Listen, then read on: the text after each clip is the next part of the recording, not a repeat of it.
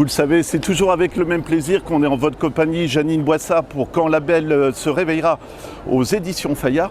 L'intrigue, c'est du policier, on est tout de suite dans l'ambiance. Hein. C'est du thriller. Voilà. J'aime mieux thriller psychologique que policier. J'écris des polars pour la série noire, mais je préfère le thriller, les sentiments sont plus présents. Voilà. Vous nous mettez tout de suite dans l'ambiance. Hein. La scène d'ouverture, c'est impressionnant. Vous l'avez eu tout de suite?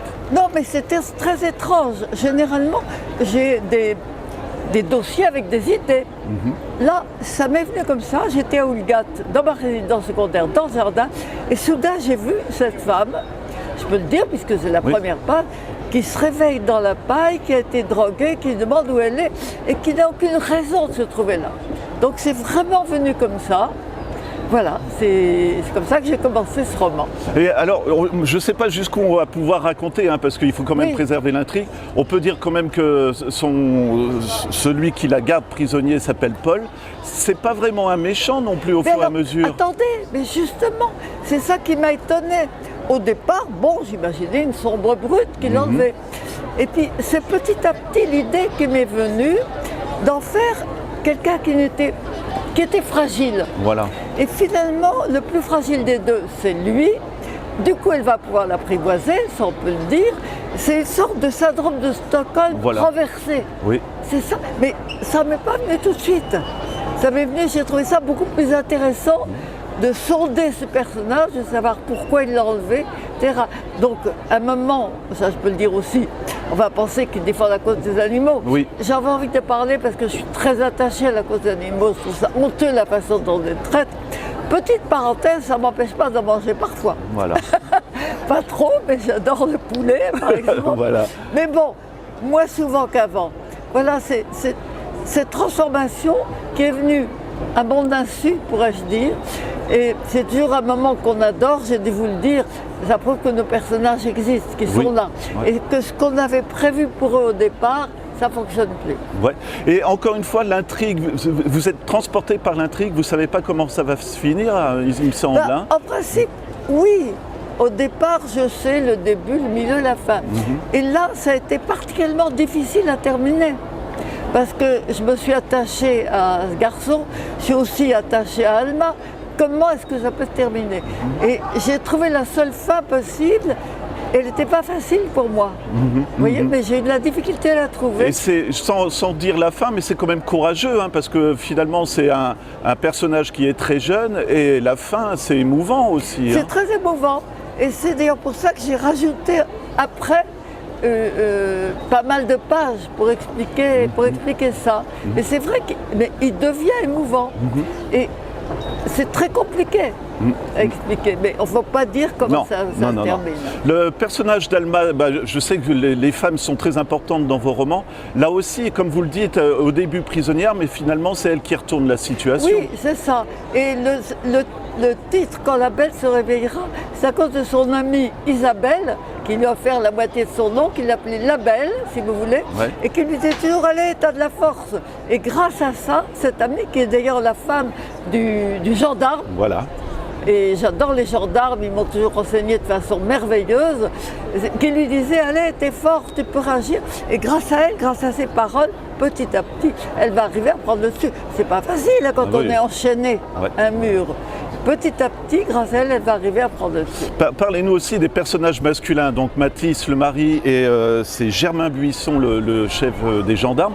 C'est aussi une histoire d'amitié finalement entre eux. Alors il y a une grande histoire d'amitié entre Mathis, qui est un homme parfait, elle sait d'ailleurs que jamais il l'abandonnera, et ce gendarme, que je vous ai dit, j'aime beaucoup les gendarmes, je suis très souvent allée à l'étranger, il s'est montré toujours très ouvert.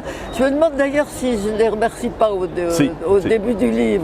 Oui, donc il y a une grande histoire d'amitié entre eux, et avec Alma aussi. Donc il s'appelle Buisson, si je me souviens bien. Voilà.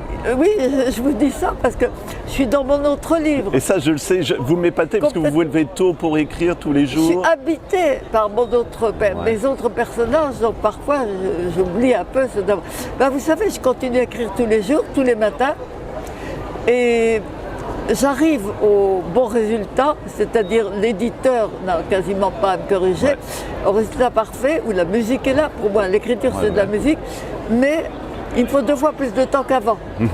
Bah forcément, à mon âge. Oui, oui. On ne va pas le dire, mais c'est impressionnant. Moi, je vous le dis quand même comme ça. Mais je suis fière de moi parce que c'est un gros travail. Je ne lâche jamais. Et que j'y arrive et que l'éditeur, il n'a quasiment rien à corriger quand j'y remets le livre. Voilà.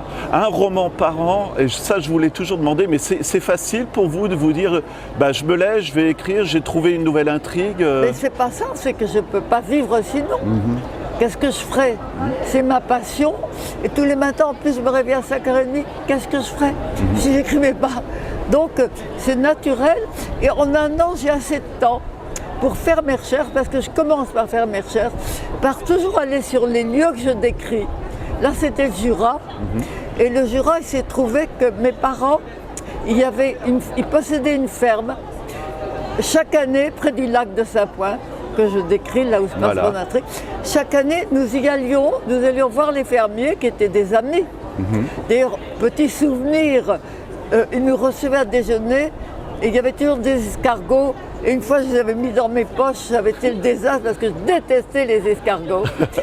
Autre souvenir, j'avais un des frères de mon père, il avait 2 frères religieux, c'était vraiment une famille très sainte et très pieuse. Et il s'appelait Charles.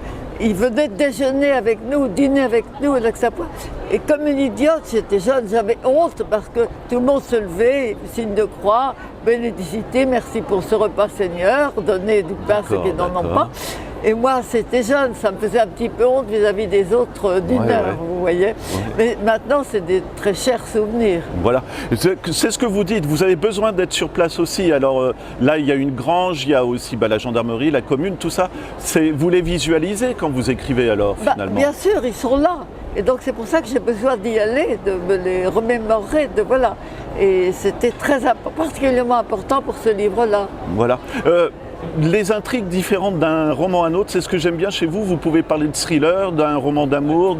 C'est simple pour vous de changer comme ça à chaque fois? Oui, ça se fait automatiquement. J'aime bien le suspense parce que c'est le thriller, mais j'estime qu'on vit tous un suspense dans notre vie.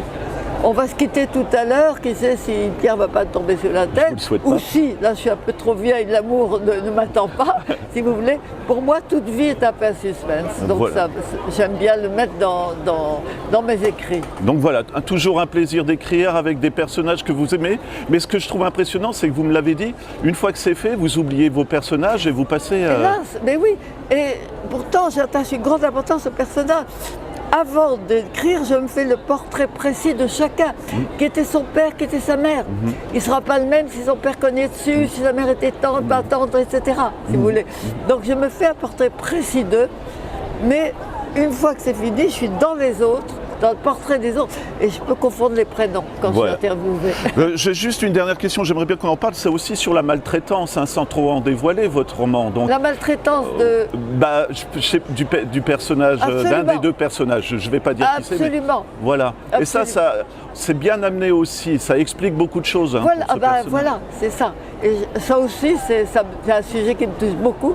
Et ça aussi, on sait que ça existe énormément. J'avais envie d'en parler. Voilà. Janine. Merci. C'est moi. Encore une fois, je rappelle le titre de votre nouveau roman. Janine Boissard, Quand la belle se réveillera, aux éditions Fayard. Et je vous le dis toujours, mais c'est un plaisir de lecture. Merci beaucoup, Merci infiniment.